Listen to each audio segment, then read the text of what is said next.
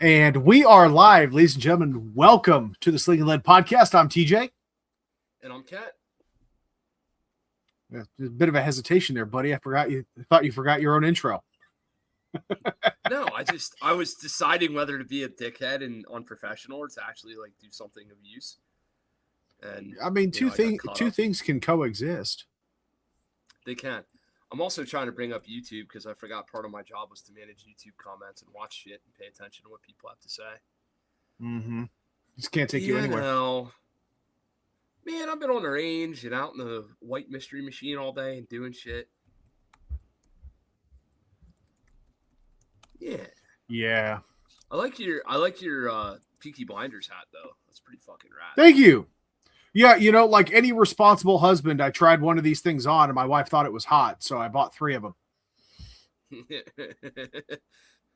That's real simple. Ladies, shout out to you. You want your man to buy something that, he wouldn't normally buy for himself, just tell him he looks fucking hot.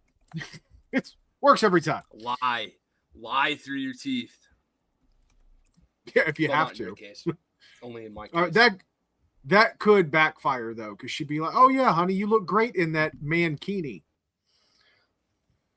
And before you know it, you're like Borat strolling down the beach, catching an indecent exposure charge.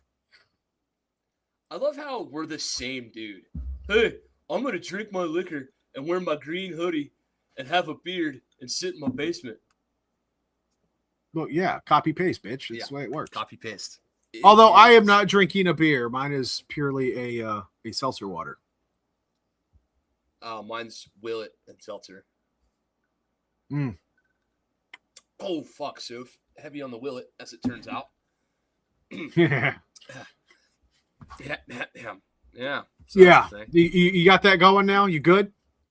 I'm good. We're ready to rock and roll. All right, cool, man. So, ladies and gentlemen, this as has resulted in the ultimate birth of the Sling'N Lead podcast. Kent and I were having a conversation here recently while he was on a hunting expedition.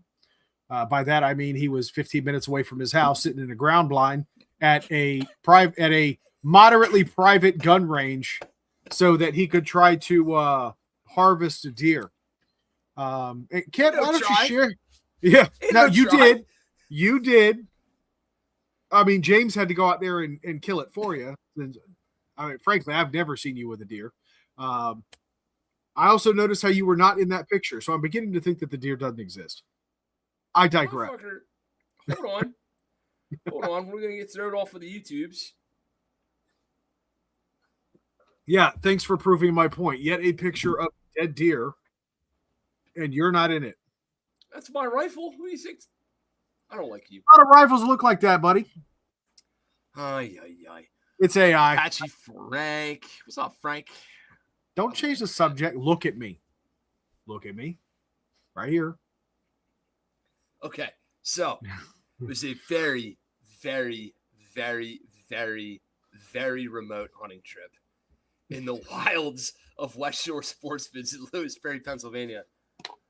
Where I sat in a very, very, very warm ground blind in what might as well have been a recliner with a fucking monopod rest in front of me.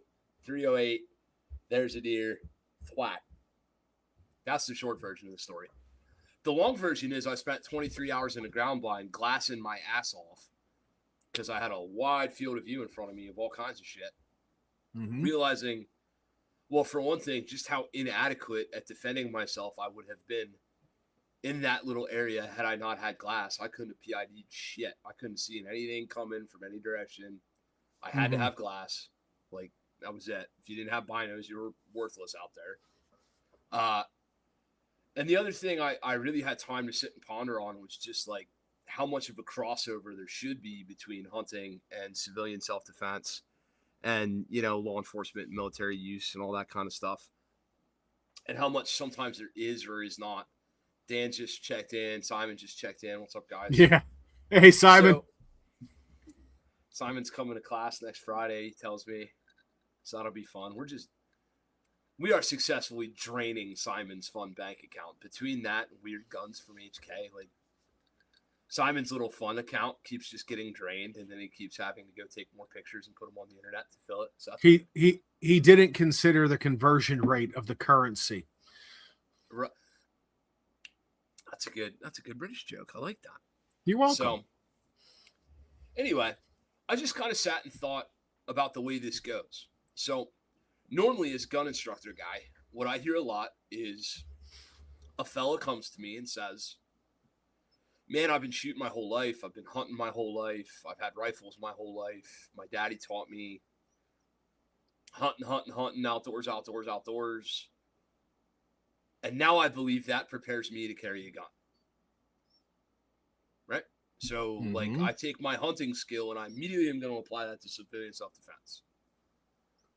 What I don't hear a lot is the IT guy, with respect to TJ, this does not apply to him, but the IT guy who's my client, who comes to learn how to shoot from me, and who, you know, his only bent is civilian self-defense, defending his home and his property, worrying about his wife and his kids, or her worried about her children, or, you know, or protecting herself from her abusers.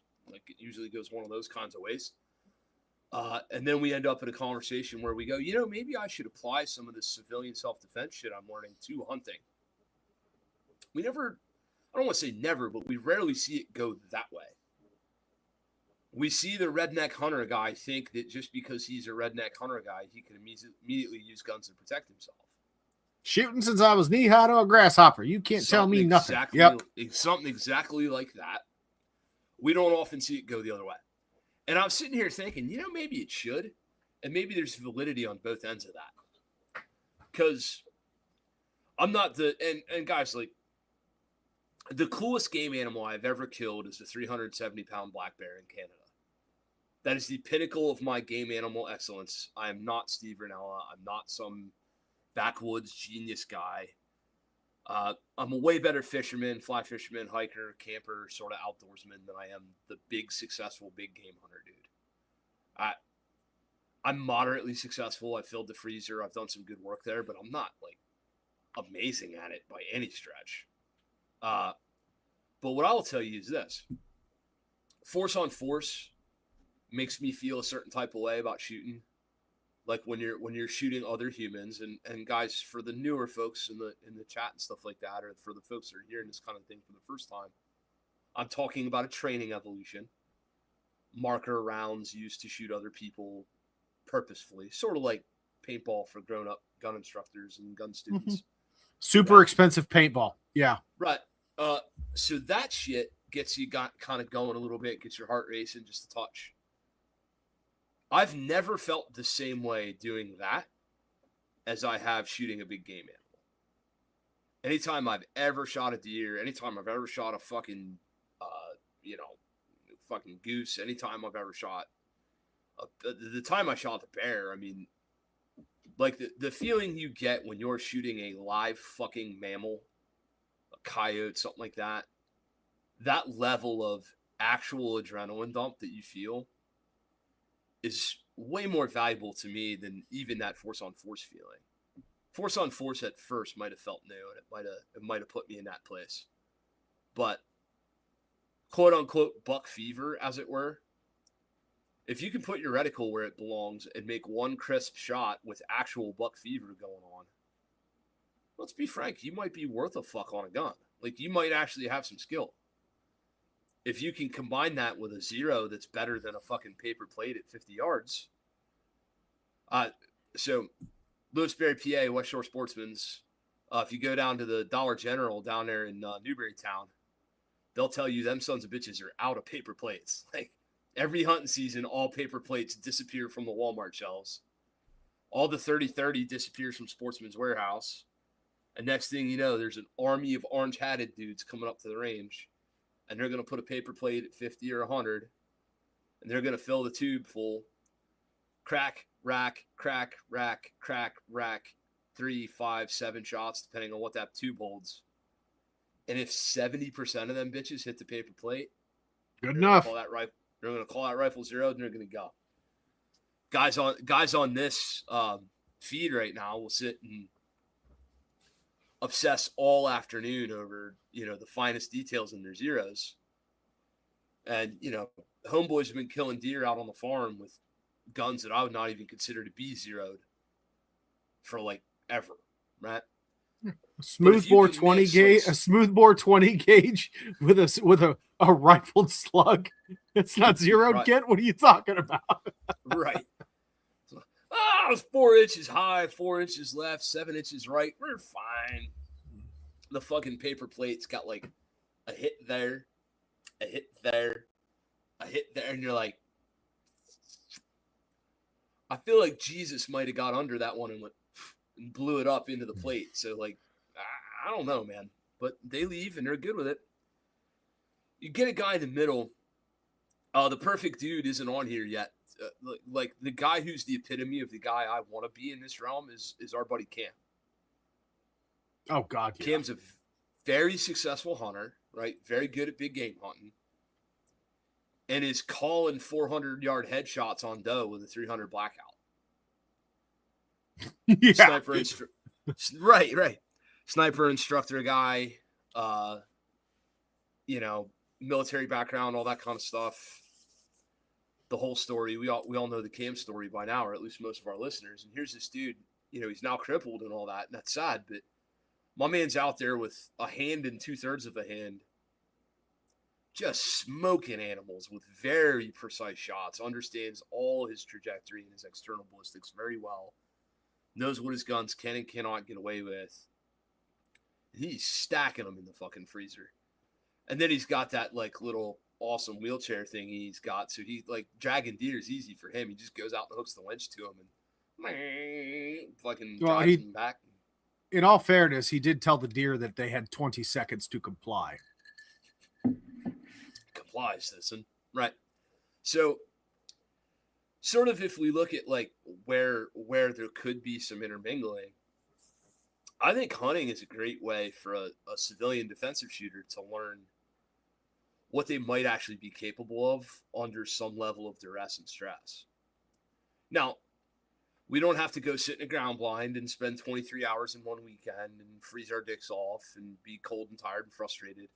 Like, we could go drive around in a golf cart with our buddies in North Carolina and miss fucking rabbits all night with a 22, right? Like, there's other ways. That's probably my favorite bro down story. We're gonna have to get the Apache boys on here again, and that's another episode. But damn it, that's probably one of the best fucking stories I've heard in a long time. I missed so many rabbits. There were rabbits like, I'm trying to die, and old Kent was like, I'm trying not to have you die. Like, it wasn't great. My favorite stories are self-deprecating, quite frankly. Like, they kind of have to be. It was interesting. I feel like before Frank handed me that rifle, he grabbed the dial and went and didn't say nothing. Yeah, sure. That's what he did. Sure. Or I was just completely functionally R-worded out the wazoo. But either way, I was having a rough night. The only place the bullets weren't going was wherever I had that dot. I'll tell you that right now. It was not pretty. Anywho, point being, dude, you want to know who you are with a handgun? Stuff a Glock 44 full and go squirrel hunting with that shit. What the fuck? Why not? Yeah. Like, you don't have to do the appendix draw and do all the cool guy shit. Like, just walk around the woods with a Glock 44 and see if a squirrel gives you an opportunity. Can you actually put one in the squirrel and drop it off the tree? Ruger LCRX, same thing. Sure, grab you a rifle. Do all that stuff. That'd be cool. Last time I went squirrel hunting was with my Ruger SR22 suppressed. Just walking through the woods with my brother, shooting squirrels. So not as easy as one would think, but yeah, it's a great test. Yeah, you can hit some shit until you try to stretch yourself out a little bit and, try to hit some shit. Hey, Vanessa Kitty. Vanessa misses 0 episodes of this shit. What's up? Number 1 original fan. Can't hunt from a vehicle unless you're disabled around here. No, yeah. To be clear, we're talking about Cam. Like, Cam is no shit genuinely disabled. He has that when they take him out on those like veteran hunts or whatever, he's got one of them wheelchairs with like cat tracks and shit on it. That's what I was referring to. And of course I was referring to some absolute felony shenanigans on a friend's private farm with some golf carts. But besides that, I mean, it was fine. Yeah. And then there's Simon having all the squirrel problems. Jesus Christ. TJ, Simon is literally trapping squirrels at his house in town Mechanicsburg, bringing them out to the range and painting their tails different colors so that he knows if they come back to his house. I mean, I don't necessarily condone it, but I understand. You don't condone the painting of the tails? Like, what part specifically do you object to? Let's just move on. No, actually, but so fun. Actually, what immediately popped into my head when Simon mentioned that our redcoat brother is squirrels are rats with good PR. Oh, wow. Yeah, that's pretty good. Yeah, it's surprisingly accurate. So, besides the actual shooting, like, so I'm sort of, what I'm doing here tonight is I'm kind of doing like a stump speech for those of our friends who are in the shooting sports but aren't into hunting. I'm trying to get you to at least go try hunting. My reasoning is the following. One is like the shooting skill thing. Like, it's a different test of shooting skill that will surprise you. That's one piece. The next piece is if you have any success. And you have to have some success for this to be valid for you. But if you start to have any sort of success, it will become an actual ballistics lab for you. It stops being theory. What will this projectile do? What won't it do? Where will it hit? Where won't it hit?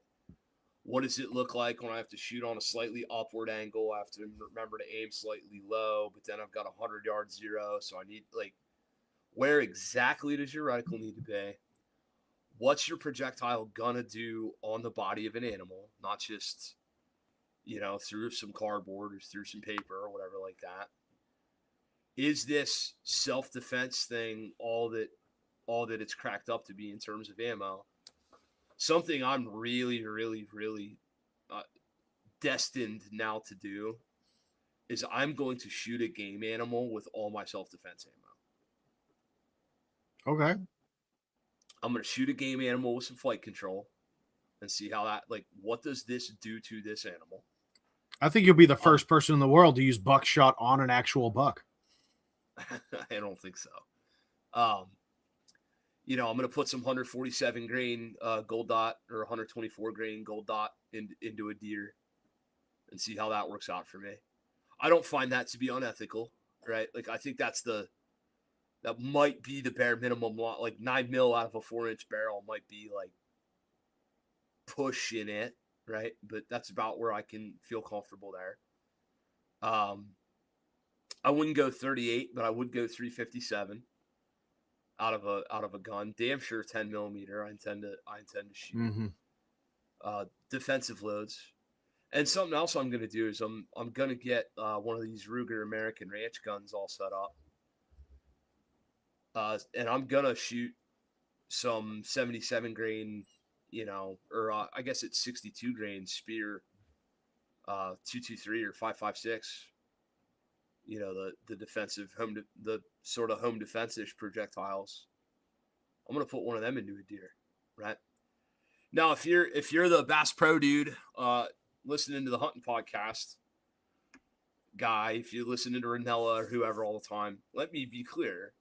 I just shot the last deer I shot with a 178 grain Hornady ELDX. I got you. Like, I know what optimum is. I understand that, like, that's a good optimal ethical level for North American big game. I want to know what my self-defense ammo is really going to do, though. Yeah. And as long as I'm an adult and I take very, very, very, very good care to take good shots, and I make good placement, and I don't stretch. One of the things we have this tendency to do is we have this tendency to we'll set a boundary for ourselves, or we'll set a limitation, and then in the moment we'll stretch it. I'm only going to shoot 50 yards today.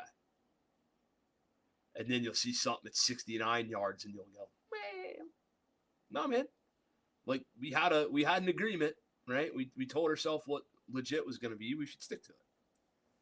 So I'm kind of interested in kind of stretching this out and seeing where it takes me a little bit, shooting some game animals with some self-defense ammo. Now that's going to mean a couple of things. It's going to mean I'm going to have to put more time in the woods for such an experiment.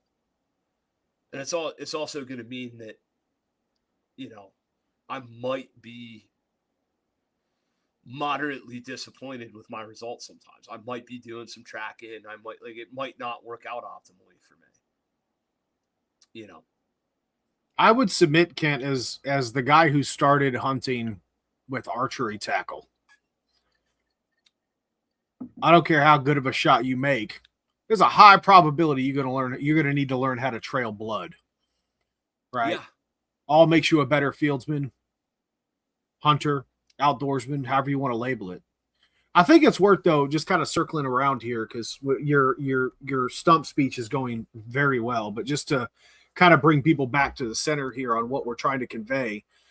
Kent, the way he was explaining it to me was the recognition of limitations in his chosen optics that he had attached to his firearm versus his binoculars, right? The larger objective lens, being able to grab more light, certainly clarified the view. He noticed that light gathering capability from an LVPO that has probably a 30 millimeter tube, probably not going to be able to keep up. And that proved itself out to him during this endeavor. And really what that kind of got us talking about was leveraging as many real world ballistic application opportunities to test all of your equipment. Yep. Right. If you're choosing, like, I can't really speak for the game in Pennsylvania. I know that Ohio, West Virginia, Kentucky, Indiana, you talk about whitetail. You talk about whitetail that'll probably outweigh most linebackers. Here in Tennessee, we're not really known for huge whitetail. There's some decent ones out here, but I've seen doe in Ohio that could eat what is considered a large buck here in Tennessee, right? Yeah. So if we're looking at call it a 150-pound animal, large sized, right? We all know, generally speaking, where the vitals are on a deer. And yeah, if your ammo is I'll tell you what, I'll tell on myself, I actually lost a buck last year. So same season, I dropped a small doe with a 5.56. Okay. Heart blew out. Great ballistic performance. Very pleased. Wasn't all that pleased with the lack of blood, but it died within 15 yards of where I shot it. Wasn't a hard track. But later on that same season, again, this is all last year, it's like, you know what? I'm going to take my SBR out and 300 blackout, loaded up some supersonic ammunition, some great Barnes TTSX rounds. Nice size buck comes out. I watched through my glass as that round impacted that deer just behind the shoulder. For the life of me, I was never able to recover that bitch. No idea where it went. Out there with the four-wheeler, trudging through all the brow, the thick stuff where it ran into. Not a drop of blood in sight. I know that impact was good. I was within 70 yards of that particular deer when I took that shot. I am proud of myself, though, that it was standing unsupported. I had gotten out of my ground blind, getting ready to pack it up, and I forgot something in my blind, turned around that corner, and it damn buck walks out, right? 70 yards, clean shot. I've ranged that piece of land hundreds of times. I know the ranges. And yeah, even saw the hair wave from the impact. Couldn't find that damn thing. So what that tells me is that 10.5-inch, even supersonic at 70 yards, you're really starting to sacrifice the ballistic capabilities of even a 300 blackout supersonic, right? Out of a 10.5-inch barrel, you don't quite meet the necessary velocities to get maximum expansion out of those particular rounds. So all that to say, hunting's a great opportunity to truly test your equipment. That's why I'm actually quite supportive, Ken, of your approach to, anything that you would rely on for self-defense. You'd want to actually validate your, call it ballistic expectations. Yeah, that's sort of my thing, right? So if I believe this 10-3 Daniel Defense gun with the suppressor and 62 grain 223 speeder load, if I believe this is worth a fuck in my house, I think I should be able to anchor a deer with it. I really don't see why that's not reasonable. I understand it's reasonable to expect some level of tracking. I understand projectiles are made for different things. I got it. I'm just saying I should be able to put meat on the table with something I'm going to defend my life with. It really kind of does dovetail, sort of pretty decently.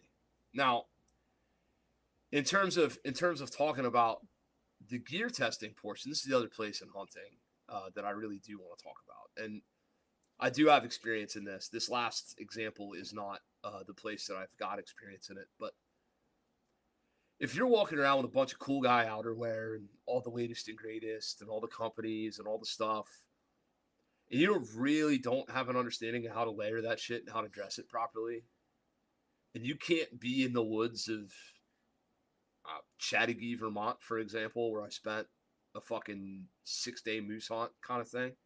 Unsuccessful, by the way. I told you my coolest big game ever was black bear. Moose hunted for 6 days, saw nothing but bears.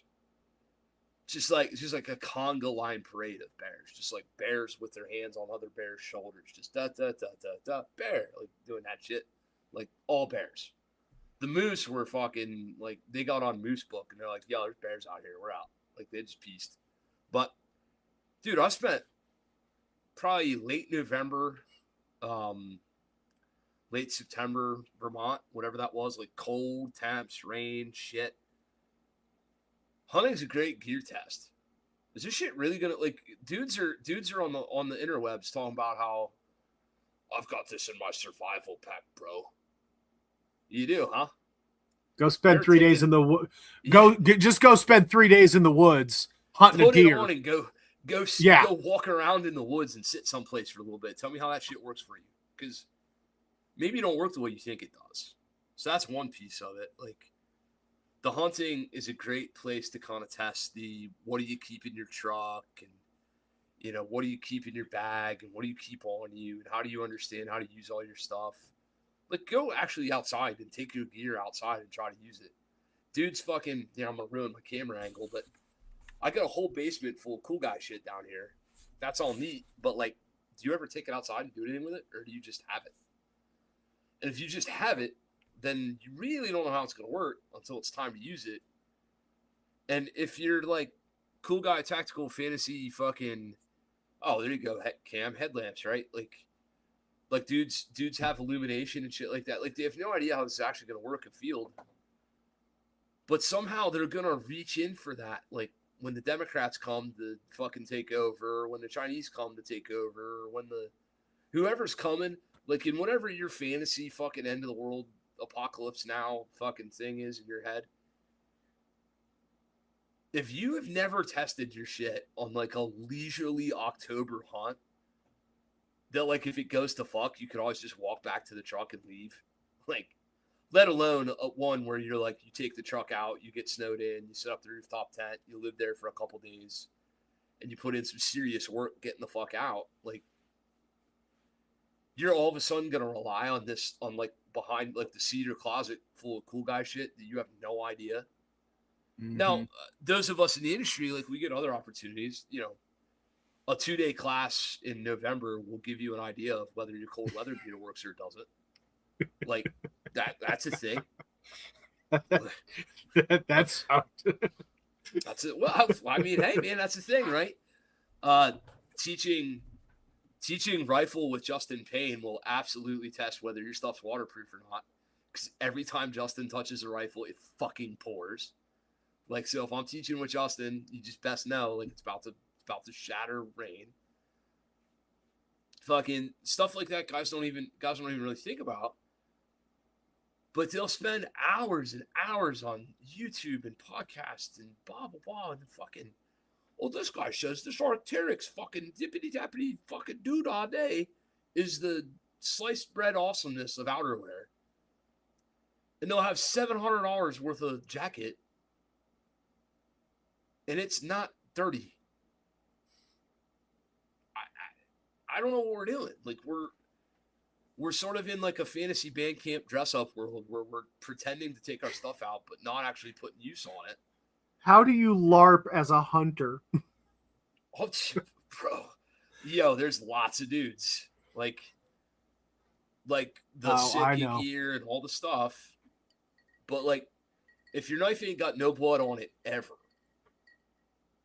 once, like you've never cut a deer up, okay, I guess that knife works for that. I don't know. How do we know? Never do it. It's just all that little shit. And then, like, the last little dovetailed piece of this, like you were talking about, was what is your glass really worth to you? And guys talk about using LVPOs to PID. Acronyms are terrible. Low Variable Power Optic, LVPO. PID, positive identification. Who is that? What is that? Does it deserve ballistics? If you can't answer those three questions, you shouldn't be pointing a gun at it in the first fucking place. But I digress, right? So we're talking about the end of the world scenario when a dude says, you know what? I'm going to have that primary arms PLX 1-8 scope on my rifle. And I need that 1-8 because I need that 8 power to PID. I really need that to see what I'm dealing with out there. Mm-hmm. Is that guy a threat? Isn't he? Whatever. Again, this is all this like fantasy band camp end of the world shit. I can't get you to zero your fucking pistol red dot so you can shoot a motherfucker across your living room, but yet now all of a sudden you've got a 1-8 LVPO that you're gonna go figure out like how to fight the zombies across the yard or whatever. But okay. And you've got this 8 power optic and you're telling me that you're gonna use it to positively identify. Now, given context, I have one problem with that, which is we should not be pointing a gun at a thing that we haven't identified. So if you're PIDing through your reticle, you're already sort of kind of fucking up, at least in a civilian context. Rules of engagement and stuff for military guys, like there's other dudes on here, it'd be better to speak at that shit. But for me personally, like I can't be PIDing what's going on in the park. Like right now, if I was like looking out my back window and I was looking over at the park and I was like, is that a problem over there? I don't know if I like that. I damn sure can't lay my fucking Vortex 1-10 on top of my 16-inch gun and go, oh, no, we're good. Like, that's not okay. We just put a reticle on a dude. Like, you can't do that. Or you damn sure shouldn't. Right? Right. Okay. So now we got guys driving around with, like, truck guns and truck rifles. And they ain't got a fucking spotting scope or binos in that vehicle. But I got my PCC for the van attack in Walmart parking lots. Oh, fuck. Stop. Jesus Christ. I didn't know where you were going with that. That's like a 7-year callback you just got me on. Mm-hmm. So the origin story of this podcast, ladies and gentlemen, is that a very, very, very, very interesting gentleman was trying to convince TJ and I that the next evolution of firearms training was the Walmart parking lot PCC curriculum. I swear to tap dancing Jesus, that was the deal. He was going to teach us how to use a pistol caliber carbine in your minivan in a Walmart parking lot, you know, in case a motherfucker wanted to play around your kids and your wife. But somehow you were going to leave the Walmart and you were going to get to your minivan and you were going to rickety rack that PCC and you were going to run back into Walmart and be another dude in civilian clothes running into a Walmart with a rifle to fight for your family's lives. And I've been fuck you, shut up fat before in my life. And this guy was not ever getting to the minivan and back without dying. And I mean dying. So that's the callback there. Anyway, so we're gonna identify positively with a variable power optic mounted to a gun some 10x50 binos in your vehicle or in your 3-day bag that you're gonna take out and rely on, especially from a self-defense context, would be really, really, really, really smart. Because I'm going to tell you right now, I tried 2 weekends ago to positively identify a buck at 175 yards through a 1-8, and at 8 power, pushing dusk-ish, I could not correctly call whether I had enough stickers and brown tines to make it a legal Pennsylvania buck. He was a Pennsylvania 11-pointer, right? He had one going up one side, one going up the other. And I could tell there was some texture, but I couldn't really see if he had the legal antler requirements to shoot him or not. So I had to come out of my rifle, onto my binos. Nope, he's not legal. Back all the way out on the magnification, look for all his friends, realize he brought no friends. And on my first day, I passed on the first deer I saw because I didn't have a legal shot. I could not have rightly made that call through that rifle scope. That level of low light, that level of glare, that level of sun, plus fucking, if you guys look through the camera on these bitches, you can see the future. Like, I'm not exactly the most not blind man in the history of ever. So it just kind of becomes one of those things where you go, you've got a rifle scope on this gun that you're telling me you can go ahead and really effectively ID with. And to the level of effectiveness that I needed to ID in that moment, I couldn't do it. So I think a lot of guys would be very well served spending some money on some glass that doesn't go on their rifle.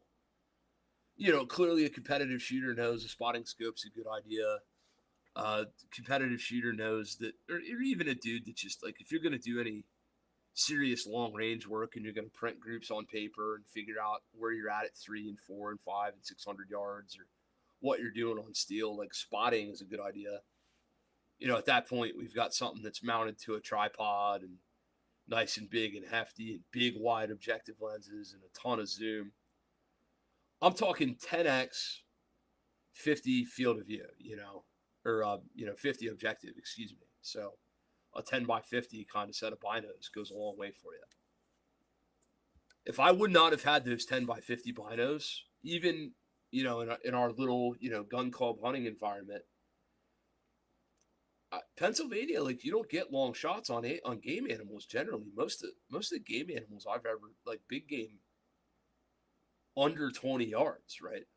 The deer I shot at Zach's place a couple of years ago was just under 100. The deer I shot just the other week was 125. That is the longest game animal kill shot I've ever made, and I've never missed one at that distance or longer. I've just never had the opportunity to take one. So at that, you look and you go, okay, so I've got 200 yards north-south.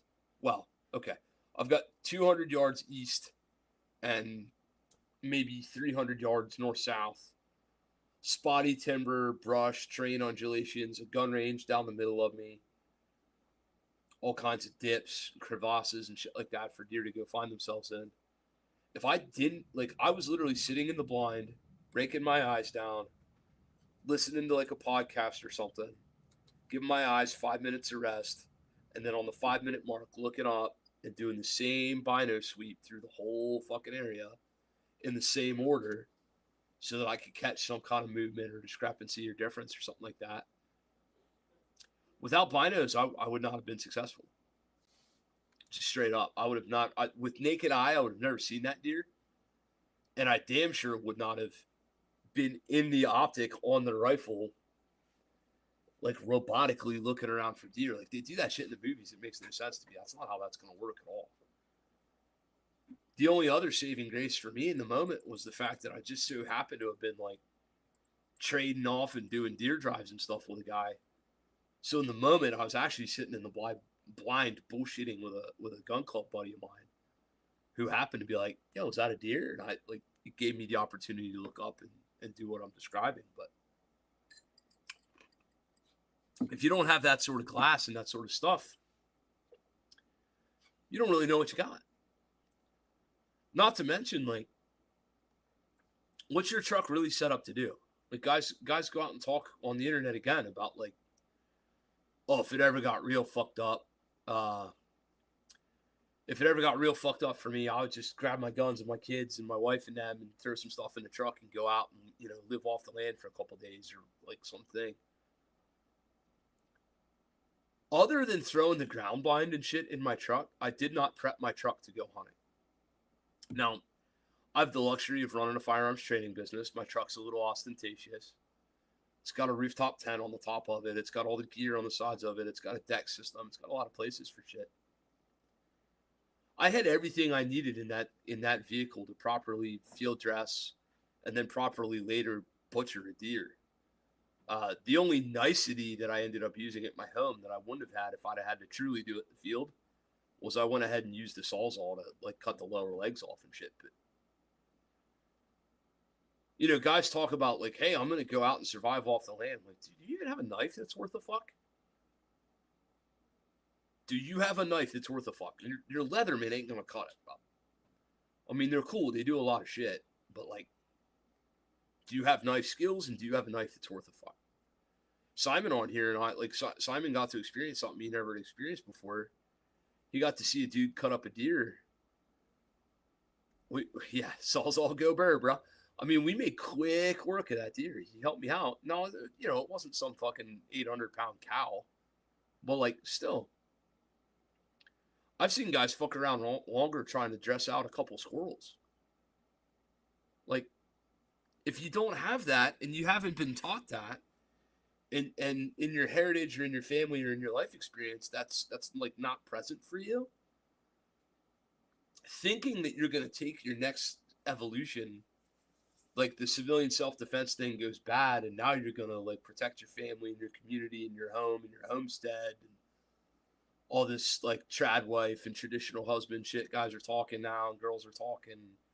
We're going to go raise eggs and fucking honeybees. Sourdough And elderberry and shit. And I'm listening to all those nice people, and they're very nice people, and I wish them well, but I'm listening and being like, have you ever cut up a fucking animal to eat? Ever? Like, ever? You ever killed anything in your whole life? Do you know how and possess the tools to, like, operate a campsite? Like, can you successfully camp for a couple days? Without it being like anybody can camp if they hook up a fifth wheel trailer and go down to the KOA and jump in the pool with their kids. Like, I'm talking about, like, can you go out to the woods and stay there? Right? Mm-hmm. There's Cam taking that deer to the processors for rich folk. He had something to say about what did he say about optics? Shortest length, longest tube diameter, longest objective lens, illuminated reticle scope is what I try to use for hunting. Usually see deer during squat. That's exactly what I was just talking about, right? So, largest tube diameter, largest objective lens, illuminated reticle, right? So, quite frankly, for me on the Gunsight Scout rifle, the primary arms 1-8 is like a good choice. I could make the shot okay. Like, not okay. Like, I made a very good shot on that deer, but like, if I'd have had to bet my truck on whether I had a 1 7/8 inch sticker or a 1-inch sticker coming off a brow tine to make my deer legal, I ain't betting my truck on what I can see through a 1-8 at a $1.75. Mm-hmm. I just when you hear me say bet my truck, I'm being very specific. Like, fish and game violations are no fucking joke. They will take your truck. They will take your guns. Yeah. They will take your gun training business. Like, they'll ruin your goddamn life. So, Simon's the man. Oh, geez, Dave. When I'm in class with Simon, I don't do anything unless Simon says. It's pretty good. So Dave. Dave. I just kind of wanted to like talk about that and encourage guys. Like, hey, if you're the civilian self-defender, competitive shooter, mm-hmm. even law enforcement or military guy, and you've not been downrange or you haven't, hopefully law enforcement, you've not had any deadly force encounters or anything like that. I don't know, man. Maybe go shoot something. Like, go shoot a deer. Go shoot squirrels. Go shoot ducks. Go shoot doves. Go jump pheasants. Get some experience applying that to something that is alive. And miss me with I'm not doing the whole, like, you need to eat the beating heart of the animal to feel the wilderness of the landscape, my son. Like, I'm not doing some Indian woo-woo shit on you. I'm literally just saying, that was pretty good. I just made that up out of thin air. I'm just saying, good job. Like, yeah, go try it. Go see how that really works for you. And, like, check back in. You might be sort of amazed. And then, just the same, I'll reverse my stump speech now. If you are the hunter, if you're the guy, man, I've got 20 deer on the wall. There are deer on the wall. I did murder some deers. My brother murdered one of them deers. My dad murdered one of them deers. There's some deers that got murdered around here, right? So if you put deer on the wall, if you're that guy, and you catch 100 fish every summer, you get a turkey every year, you get a buck every year, you get a couple doe every year, you go out waterfowling and do well, like, you've got a pretty good success rate of, like, effectively hunting. Stretch your legs a little bit and come out on our end of the fence and learn how to drive a gun a little more dynamically. You might be surprised about that too. Mm-hmm. A great example of that going the other way is my cousin Chad, who teaches for me now. Literally grew up in our family, like, hunting since he was knee high to a grasshopper, all that shit. Mm-hmm. Then military, then law enforcement, long career, then gets serious into firearms, like, training later in life. Spends a year or two doing that, then comes to me, then retires. Now he's teaching for me. Guess who the fuck I didn't have to teach very much at all about shooting a rifle? Mm-hmm. Not shocked, right? I'm like, hey, man, let me see your rifle, Zero. Crack, crack, crack, crack, crack. Zoom, zoom, zoom. Well, damn, that motherfucker seemed to be, you know what I mean? Like, he was right on it. He applied all his bolt gun skills to his 5.56 gas gun. Okay. Hey, man, let me teach you how to reload that thing real quick. Yeah, I know how. Well, yeah, but, like, let's refine it. Like, there's always something. But put reticle on target, still dot, press trigger, whatever. Like, pretty easy for him, right? So he came out the other side of it and did fine. But if you're that guy who most of his gun experience is hunting, but you are sort of like a civilian self-defense person, like, you occasionally stuff something in your pocket and walk into Walmart or whatever, you're probably leaving something on the table there too. Sort of what I'm going for is the title of this episode. We called it The Crossover for a reason. I'm trying to drag people out of both camps and get them into the other camp and enjoy themselves. Mm-hmm. That's really all that it is. Am I missing anything on this, Teach? Honestly, I really want to reemphasize that it's more than just the traditional hunting. You kind of touched on it earlier, which is, really testing the equipment. You go out, you hunt, you eventually meander your way back to the truck because you didn't see anything that day. I'm proposing, and I'm going to hold myself accountable to this. Next deer season, I'm going to, everywhere I can that might allow me to stay overnight and literally spend 3 days in the damn woods. Hell yeah. Because that's one thing I've never actually done. Now, I've had some long sits before. When I first started bow hunting, I've had 14-hour sits. Yeah.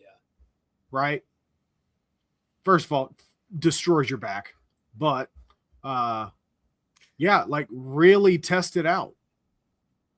And if 14 hours will make you a better hunter, imagine what 3 days actually living in the woods would be like. So, them's the breaks, man. That's kind of where I'm at with it. I just wish guys, like, the amount of gear that's purchased, the amount of gear that's stored, the amount of gear that's owned versus the amount of gear that's used is always a delta that bothers me. Mm-hmm. And, like, I should take my own medicine, right? Because there's an undisclosed number of guns in the safes behind me that don't see as much time out as I wish they did. Mm-hmm.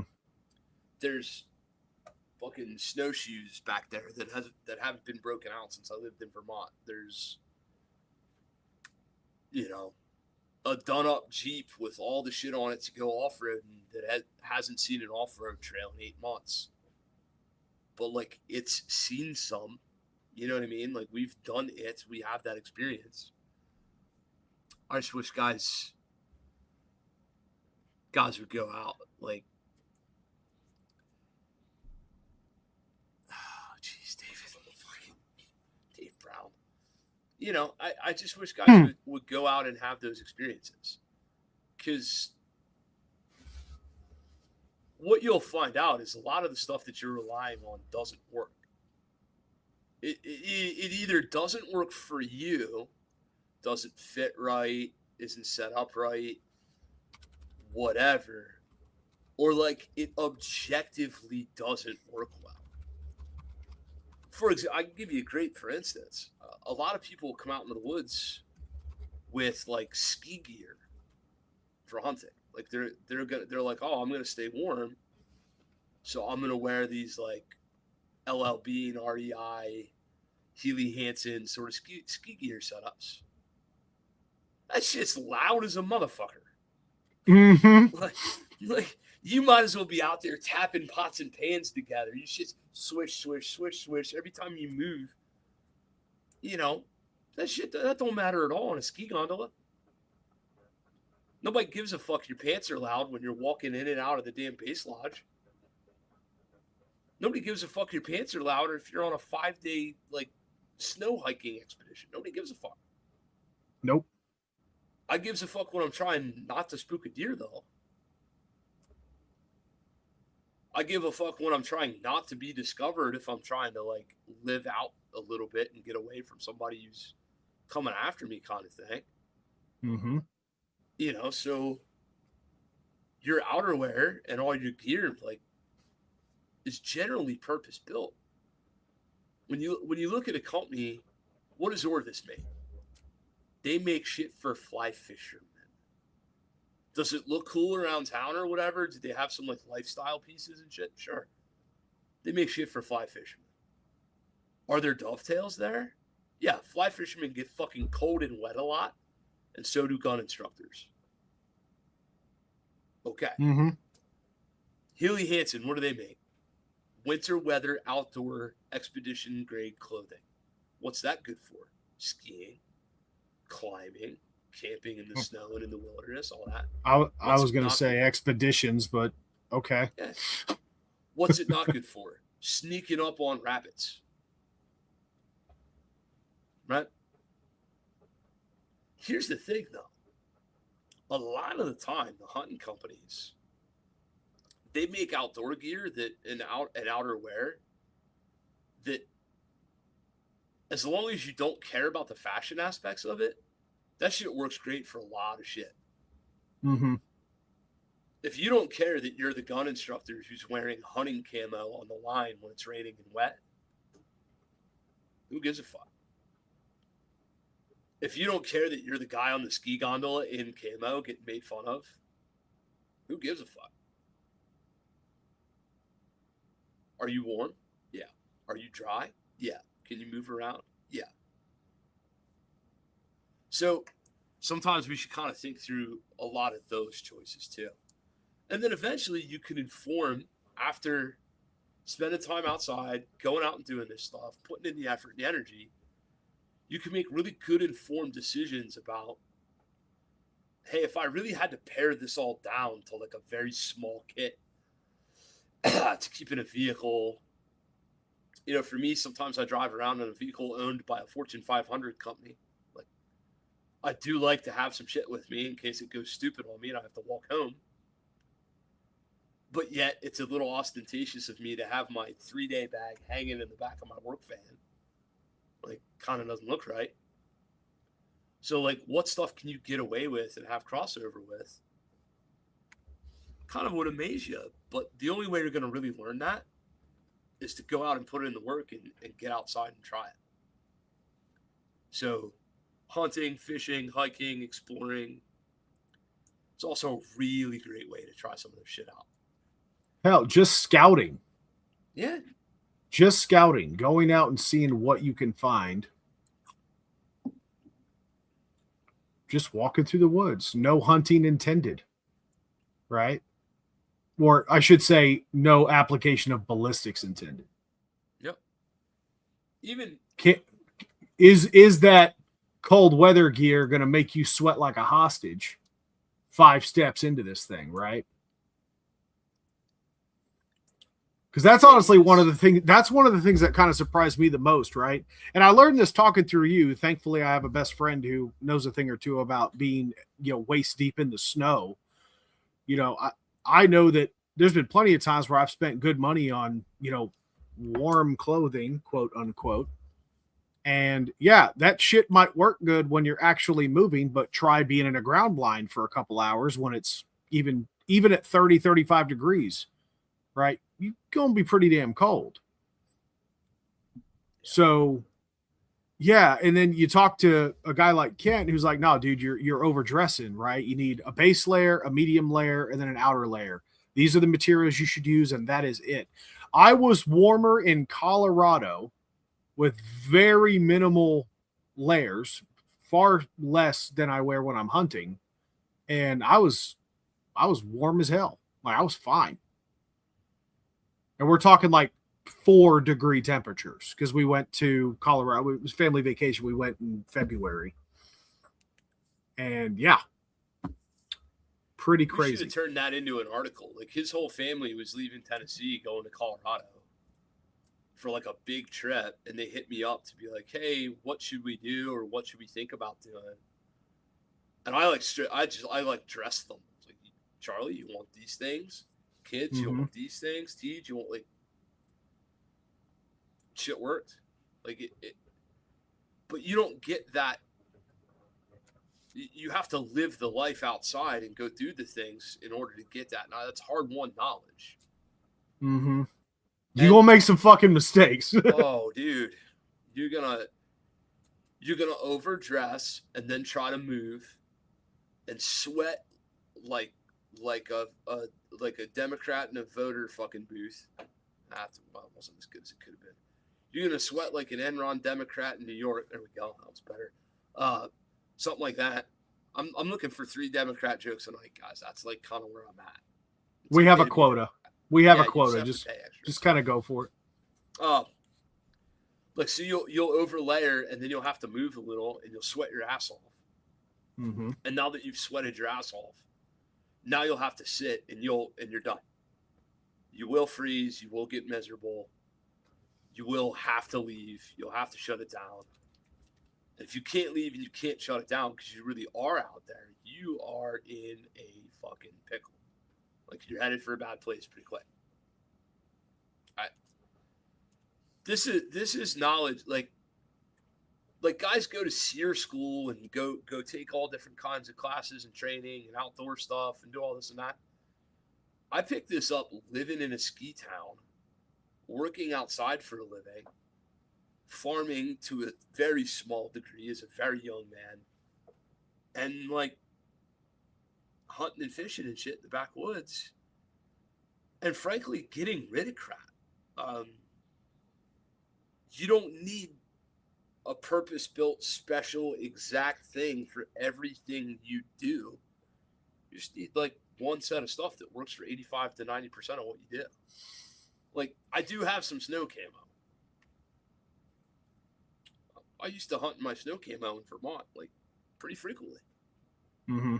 I got a good piece of the hunting season in snow camo in Vermont.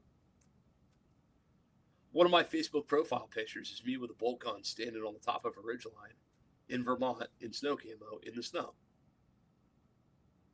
Yeah, I haven't gotten to do that in Pennsylvania. Like, that has not been a thing down here. It was never a thing down here.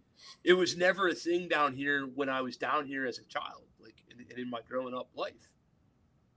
Dude, I went out to Vermont and I was like, snow camo would make some sense given that I'm fucking covered in snow. Something like that. But that's not something I keep like top of mind, like ready to go in the vehicle at all times. But what's in my truck right now? Not to be overly vulgar or disrespectful to anybody or anything, all I am wearing right now is a pair of cotton shorts, some Crocs, and this here sweatshirt. There is a revolver in the shorts because we're Americans and we're allowed to have 32 revolvers. And there's a flashlight in the shorts, right? It's also the nickname for your. Never mind. I could walk upstairs right now, get in my truck, drive out to the middle of nowhere, spend 3 nights, and come back and be perfectly fine. Everything I need is in my vehicle. It's all set up. It's all ready to go. Frankly, I could take the bag out of the back of my truck. Now, admittedly, I'd have to pretty quick. Right now, it's like 22, 25 degrees outside. I'd have to pretty quickly get somewhere where I could get dressed. But I could put on the shit that's in the back of my truck right now and throw that bag on and go walk from, say, I don't know, here to the gun club and not freeze to death and be okay. Have a little something to eat, have a little something to drink. Like, you know what I mean? Mm-hmm. But, you know, I'm living in like corporate America. Like, it's just a little piece of my life. And I'm on the safety call and I'm listening to a guy talk about how, like, they switched them to electric cars and now his electric car battery died. And because his electric car battery died, he couldn't charge his phone. And now he can't get gas, but he didn't find a charging station. And he was about to be stranded in, like, Bedford, Pennsylvania or someplace. And he was genuinely scared he might have a really rough night having to try to sleep in his electric car. And he was, like, talking about it on a safety call. Like, seriously, I'm not making fun of the man. Like, but Mm-hmm. and he's talking like, yeah, like, you know, Howard was saying about like 3-day bags and 1-day bags and med kits, keeping water in the vehicle. You know, maybe we should like start doing some of that. I'm like, yeah, maybe that'd be a real good idea. Hell, we had a man pass away a couple years ago out here on Interstate 83 during the last real bad ice and snowstorm. They stayed in their vehicle because they did not have the footwear necessary to like walk the 2 miles up to the Rudders gas station. Like they could like see the lights of the Rudders up in the distance up there. But they had left their house with inadequate footwear and inadequate clothing, got into a warm car. It was a man and his child. Got into a warm car and figured they'd be all right for this little short trip. Had a major pile up out there and got stuck out there. And then in the process of cars and stuff and getting cleaned and everything else, like their shit ran out of gas and they fucking died on the interstate. Because they didn't have what they needed to walk 2 miles. Think about that. Like, let that resonate for a minute. Thank you, honey. Yay. Ken, I told you not to call me that on the show. Yeah, right. Let that resonate for a second. First of all, I'm not trying to like victim blame or talk poorly about a guy who lost his life, but like, dude, my feet would have frozen off my body. I don't walk barefoot in these shorts I'm wearing right now with James on my goddamn shoulder, and like walked him into that Rudders. I might have lost my feet. Like I might have gone, you know, Cam 2.0. Yeah, well, no, I'm not making fun of you, brother. I'm not making, like, yeah, lack of legs will do that to you. Point taken. Point taken. Like, I got it. But, you know, you're also not retarded enough to get in your vehicle and have nothing in it and drive out into a snowstorm. Well, yeah. You see my point. Like, yes. This man and they had, like, some car. They like a Subaru or something. It wasn't like they weren't driving like a beater, right? Like, you're also not afraid of dying, Cam. When you've already died a few times, the dying stops being a whole thing. Like, Cam's like, I didn't hear no fucking bell. Yo, rock or no? What? Mick. Who's the Mick? I didn't hear no fucking bell. Yeah. So. I'm encouraging you guys, really. Self-defense education training students spend a pile of money. A big pile of money. Guns, ammo, watches, knives, iPads, iPhones. You look at the shit you leave your house with every day. I'm not trying to brag. I'm not trying to be like Captain Cool Guy or nothing. Every day I leave my house with like between $3,000 and $5,000 worth of shit. You know what I mean? Mm-hmm. Well, fuck, just the gun I'm walking around with half the time is somewhere in that ballpark. But you get where I'm going directionally here. All that money you're spending on bullets and guns and the next rifle and the next bolt gun and the next pistol and the next holster and the next mags. If you ain't got some med training, if you ain't got some med gear, and if you don't have some basic outdoor stuff, like a decent little 3-day bag in your vehicle, you should probably have that before you have the next gun or the next whatever else. Yeah. So I'm in the process of actually rebuilding a rifle right now. I'm taking one of my original 16-inch guns and making it an 18-inch gun. Now I'll put a thermal optic on top of that bitch and have me a grand old time. Also very interested to find out how well these new bullets perform. However, notice I said rebuilding a rifle. I didn't go out and buy a new rifle. I'm trying to just moderately improve the one that I currently have. As Kent and I have been talking, I'm making investments in, again, more support and sustainment gear. You know, to Kent's point, you know, the binos in the truck, I upgraded my bino harness to the extent that I can actually put a sustainment pouch on the back of it, and I can carry a water bladder, or I can pack it with other survival equipment that I might need. Right? Nice, lightweight, fast, call it reconnaissance pack. That tends to be pretty effective, right? Working with my son just started driving on his own. He and I are going to spend some time here in the next week or two putting together a get-home bag for him. Right? Yeah, let's see. What's Cam saying? 10 Seeds of Survival, Frog Togs, 22 Heritage Revolver, and a 1-liter water bottle, 2 MREs. Yup. I have a backpack. I have a backpack. I take with me whatever vehicle or just on the back of my chair. Yep. That's kind of the concept, right? Something you could easily transition from one vehicle to another.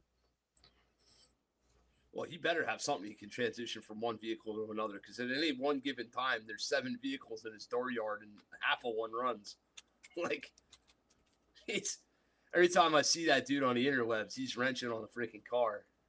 Oh, yeah. But usually some sort of Suzuki nonsense. Oh, Cam, you're probably real happy that Donald Trump's going to let the little ching-chang companies bring in the little cars, aren't you? That's all right up your alley. I'm sort of thrilled about that, too. I want one of those, like, the hot security trucks or whatever. Dude, I've been seeing those everywhere lately. Oh, I kind of want to throw 2 or 3 of them in the bed of my truck. Not a fucking German car. We really need to get Cam back on this show, man. Let's do that. It'd be honestly, it'd be a great follow-up, considering the amount, we were talking about him on the amount of work that he's put in and really understanding his hunting setup and the capabilities and limitations of his rifles. Like, that's because his rifles were set up to murder man. Right. They just so happen to do a pretty good job on the deers. Yeah.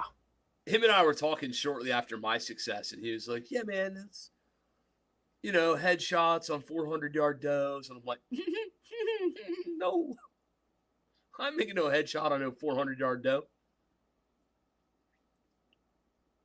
I would sooner take a 40-yard pistol headshot than a 400-yard rested rifle headshot. If that tells you anything about where I put my time and efforts. But say that one more time. I would feel more confident with, say, like a 10 mil taking a 40-yard headshot on a deer than I would a 400-yard rifle headshot on a deer. Yeah, that would track. It's just sort of who I am. Okay, so you mentioned a headshot specifically, though. 400 yards pie plate kill zone? You have to ask Cam. He does it all the time. I'm asking you. Not even a pie plate. Probably like a salad plate. Probably a 5. I'll give you a 5-inch circle, maybe a 4-inch circle. At 400 yards? Yeah, on a head, okay. On a deer's head. Yeah, that'll do it. I'll get 4 it's 6 do, inches. It's due a bull, I should say. I mean, to be clear, the only reason that any hunter's education class frowns upon headshots is because it is the most mobile or constantly moving piece of the deer, right? Yep. He was talking about me shooting a doe at 433 with a 6.5 Grendel 2 years ago. Yeah, that doesn't surprise me at all. But that's for Cam. So he shot a headshot, but I want you to think about Cam's skill. And I'm not like fucking. We were talking about you before you rolled in, so like I ain't sucking your dick intentionally. He rolled in. That's funny. You're the one that said it, asshole. You heartless prick. No. If you're gonna call a 4-inch circle a good, like the good kill zone on the deer head, he's shooting an MOA. Yeah. He's shooting MOA in hunting conditions in the field on a living, breathing, moving target. Yeah. I'm gonna tell you right now, I probably will not be shooting MOA stationary, rested, known distance at 400. Okay. I'm being like, you'll not see Green Mountain Defense teaching medium to long range distance precision rifle marksmanship classes anytime soon, unless I can subcontract Cam or you or whoever else to do it. Like, I'm probably good for a buck and a half. I'm probably good for 1.5, maybe 2 MOA out there. So at 400 yards, a deer headshot is beyond my. Frankly, most of the reticles I run, the damn reticle's too big for that shot anyway.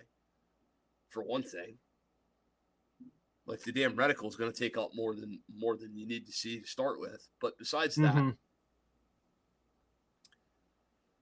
I'm not comfortable in an ethical hunting shot like that. Like, that's not for me. That's fair. Neck, brisket, behind the leg, shoulder, breadbasket, all the shit guys say, yeah, fuck yeah, like for sure I'll do that shot. But and again, that's theory to me too, because I'm the Pennsylvania fucking, I'm the Pennsylvania, lever gun boy, at least growing up or whatever. I've never even thought about shooting at something alive at 433 yards. That's never been a reality. Tej, for you, at least in a deployment, you were like, them sons of bitches could come over that particular hump over there. Like, you at least had to, in the back of your head, think about, like, I might have to fucking do that. I've never had the privilege or the fucking misfortune, depending on your point of view. Like, I have no idea what the fuck it's like to shoot at a living thing at 433 yards. Most people don't. Even the SF dudes just call it airstrikes. I mean, there you go. Just saying. Right. But with a half a lifetime of firearms training experience comes the adult maturity to actually be able to vocalize that to my audience intentionally. Like, I'm being honest. Brother, that's honestly that's one of the biggest reasons. Bass Pro parking lot are fucking running their yet. There's some guy in a Bass Pro parking lot right now be like, "Oh fuck yeah, I'll shoot it there 400 yards all day." Bull fucking shit. Complete utter hearsay bullshit. Or you have no ethics and you'll just fucking wing rounds out there, and sometimes yes, sometimes no, and you're okay with that. But shut up, dude. Yeah, you ain't never fucking shot at nothing anywhere near any kind of distance that's alive. Brother, that's one of the reasons I've been dying for you guys to come visit. It's like, at least you and me spend some real time down here together. I really want to take you to my range that I'm a member of, where I can actually get you to reach out to 500 yards. Oh, I've made shots at some distance on white painted, fixed position, well spotted, visually like, hey, there's some steel. Even blind fucking Kent can see that. Get in on it. There you go. Create some stability. Breathe. Release. Click. Hey, look, good shot. Okay. That's different than a doe who's in a field eating, putting her head down, chomp, chomp, chomp, lifting her head, putting it down, lifting her head, putting it like. That's just different work. It's not the same thing. So I've also, speaking of which, just a bit of a dovetail, but since we're talking about testing theories and equipment, right? I have recently been doing a bit more research, and we covered this on the podcast, God knows how many episodes ago. But max point blank distance, or max point blank, max point blank range, right? As I've started to study that a little bit more, dude, I can't believe I haven't been trying to zero to that extent to begin with. Period. Yeah. And if for those of you that don't know, we don't necessarily have to get into it here, but high level, it is the maximum distance that you can shoot while maintaining the bullet trajectory within a set target zone, right? So if you're wanting a 4-inch circle, that means that from the muzzle to your max distance, that your bullet trajectory will remain within that 4-inch circle, right? And that will also dictate to which distance you zero close up, right? And what each of your holdovers should be. But if your goal is to be within a 4-inch circle, your round, your rifle may vary, right? You and I could set up two rifles exactly the same load data. Your MPBR versus mine could be and should be expected to be different. Sure. So, like, for example, on a 16-inch Gunsight Scout 178 grain ELDX, if I put the very tip of my chevron where I want my bullet to go, and I'm accepting of a 4-inch group. Well, really, we're not talking group. What we're really talking about is vertical deviation. Correct. Right. We're not talking east-west. That's wind calls and shooter error more than anything else. But correct. Then north-south distance, I'm within 4 inches. But really what that means is I'm within 2 inches north and 2 inches south of where I want to be. Right. Right. So I've got a 4-inch variance, but I'm either going to be 2 inches high or 2 inches low of where I put the tip of my chevron. And if I'm going to accept a 4-inch, kill zone on a deer, that puts me in the low 200s before I have to start doing any sort of adjustments in my reticle on my particular rifle. I get out to 2.25 on that rifle before I have to worry about it with a 100-yard zero. And it's a real good thing that I don't have, like, where I'm hunting, I have under a 200-yard shot in any direction. Yeah. So I like to give people, because I've actually got the data handy. So based on hypotheticals, just so we're clear, I use some generic modeling based off of expected and predicted ballistic performance, i.e. velocity and bullet coefficient or ballistic coefficient and all that stuff.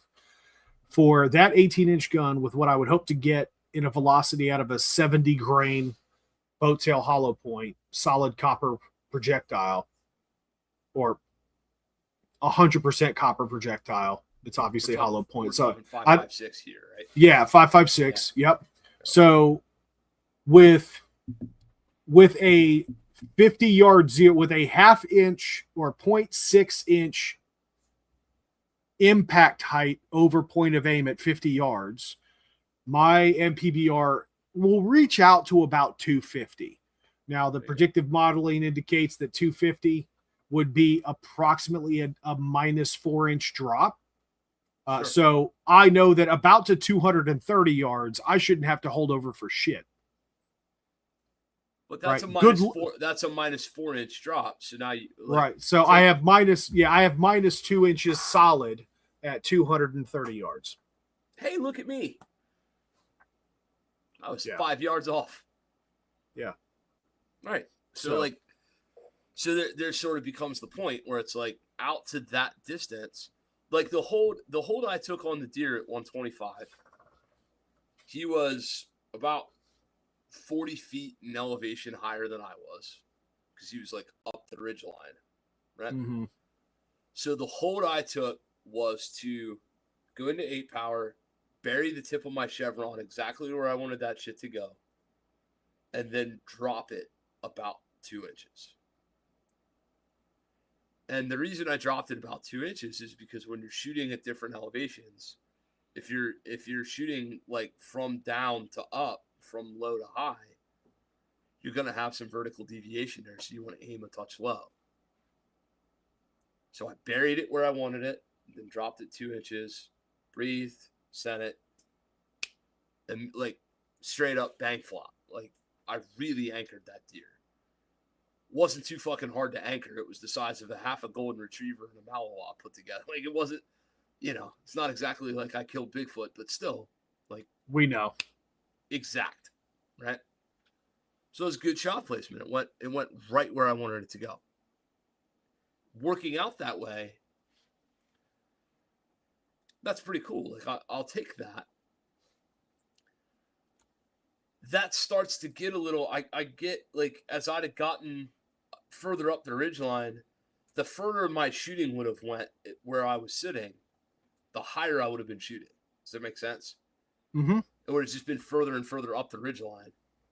So 175, the deer I was shooting at, the deer I was PIDing before, or up to 200, about the safe limit of my shooting. Anywhere beyond 200 for me would have been, you're starting to see just a little bit of blue sky in your scope. Mm-hmm. And using Jesus as a backstop is really never a good idea. So like 200's about it there. So in that environment, I would have had to aim pretty like I'd have had to hold about 3 inches low or so at 200 for the level of vertical deviation that I had. I'd have been shooting up maybe as many 70 or so feet. There'd have been a difference of about 70, maybe 80 feet in elevation. Mm-hmm. Well, that's quite the elevation to take into account. Something you have to understand and know about your gun. Just kind of stuff guys don't get the opportunity to do stuff like that. So a guy goes out, he comes to West Shore, he hangs out, he sits his 30-30 up, he sits it on a perfectly flat bench, a perfectly level target. He puts it on a pie plate, and he's barely putting them on the pie plate before he goes out and hunts. He oftentimes that guy misses the shot I took. Not because I'm shooter Jesus and he's not because I'm any more stable than he is, not because I'm any better at breathing than he is, not because I'm any better at running a trigger than he is. I am all those things. I do teach some of this stuff for a living. But more importantly, he's never taken that gun out and tried that before. So he has no basis of knowledge. So we're already way behind the 8 ball in terms of knowledge. And now we got a little fucking buck fever going. We don't hit that deer. That guy doesn't hit that deer. Or he wings it, or he gut shoots it, or he God knows what happens. You know what I mean? Mm-hmm. And fucking half these dudes, half the time, I'm convinced that some of these folks like flock shoot deer, like they shoot in the general direction of all the deer, and they happen to hit one. Like it's like hunting by the grace of Jesus. If you're using Jesus as your backstop, or if you're relying on him to change your trajectory at the last minute, we got problems. My ballistic coefficient is Holy Ghost. ballistic coefficient. The shape of your bullet is all good. Anyway. Yeah. So, Kent, I'm curious, man. So we talked about this. We kind of teased around this a little bit. I mentioned what I want to try to accomplish next year by actually doing, like, call it a harder core hunt, right? I think hardcore level. I think extreme difficulty level would be you go out with nothing to eat, and you do not come home until you've killed something, right? That would be been there, done that. Not hunting, fishing. Okay. So but yeah, fuck yeah. So what do you see as a goal? So I mentioned 3 days, right? Yeah. Let's face it, I'm an adult. I have shit to do, right? Still got to go to work. But like, so what is it that you would like to try to accomplish in 2026 with this? Aside from killing something with all of your, I'm going to shoot something with self-defense ammo, and my kid's going to be with me when I do it. Okay. Pretty simple. Like, yep. James is now of the age where he can really hang. Like, he can actually hang. Like, it's not like bringing out like, oh, like, let's wipe your ass. Like, I got all of a sudden, like, I got a little man. He gonna get some man shit. My son has already had more. Fuck. As I look at the list of dudes who are watching this right now, you are all responsible for having given my son more man experiences than I had by the time I was double his age. So let's start there. James has had a ton of great man experiences, but that little dude is going to have as many of these kinds of experiences as I can possibly give him. And I'm sort of thrilled to, like, start getting him on that path. Like, he fucking like he sat in the ground blind with me for 2.5, 3 hours. We were in no danger of murdering any tasty animals. Like, it was like, Dad, like, bitch, like, when are the deer coming? Like, 45 minutes after you make the last sound. Like, I don't know what to tell you, buddy, but I mean, I've had him out on the boat, I've had him out fishing, I've had him out hiking, had him out squirrel hunting, had him on a ridge line in New Bloomfield, and I tried to talk to him, and he shushed me. He goes, shh. So, what's up, bro? He goes, Dad, be quiet. I'm talking to heaven. Like, whatever that is, I'm going to exploit the shit out of that. You know what I'm saying? So that sort of is where my head's at. I like it, brother. I like it.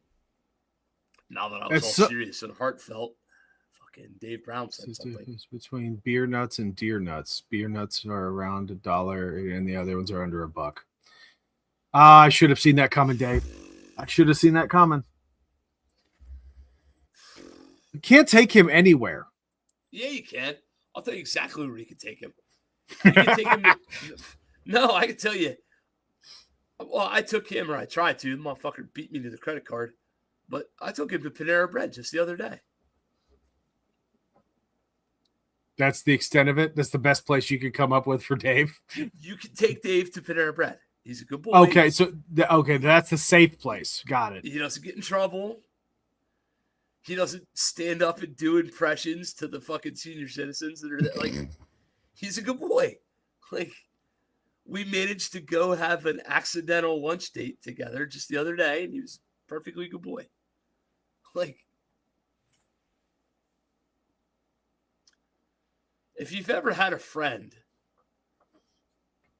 that you were absolutely certain if you didn't say the thing that pissed everybody in the room off, he was gonna. That's like, it might be me, but if it ain't me, it's damn sure him. Agreed. Oh, It is what it is. Well, I think we did this one. I think we accomplished exactly what we came to accomplish. We might have taught somebody something. If we did, it was accidental. As is the case most often.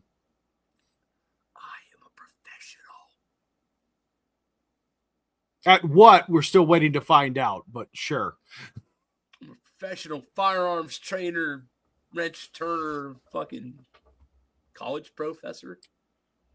I'm about to quit that shit.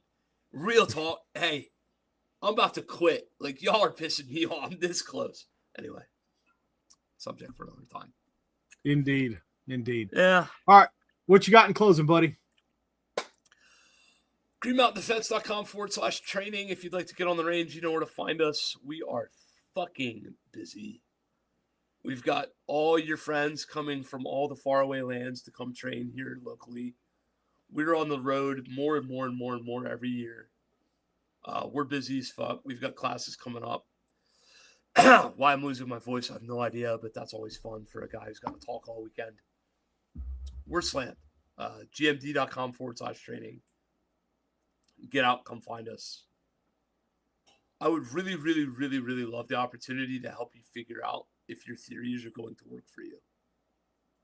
Yeah. So that's pretty much where I'm at. And we're well positioned to do it. We do it very well. We've got a great match schedule coming up. Sites Practical Shooters at West Shore. I fucked around and got elected match director, so now I got to draw up a bunch of matches. Well, frankly, I have to like say words, and then Simon has to beep boop and draw up. Whatever. Like, it's fine. But matches shall continue. Classes and training shall continue.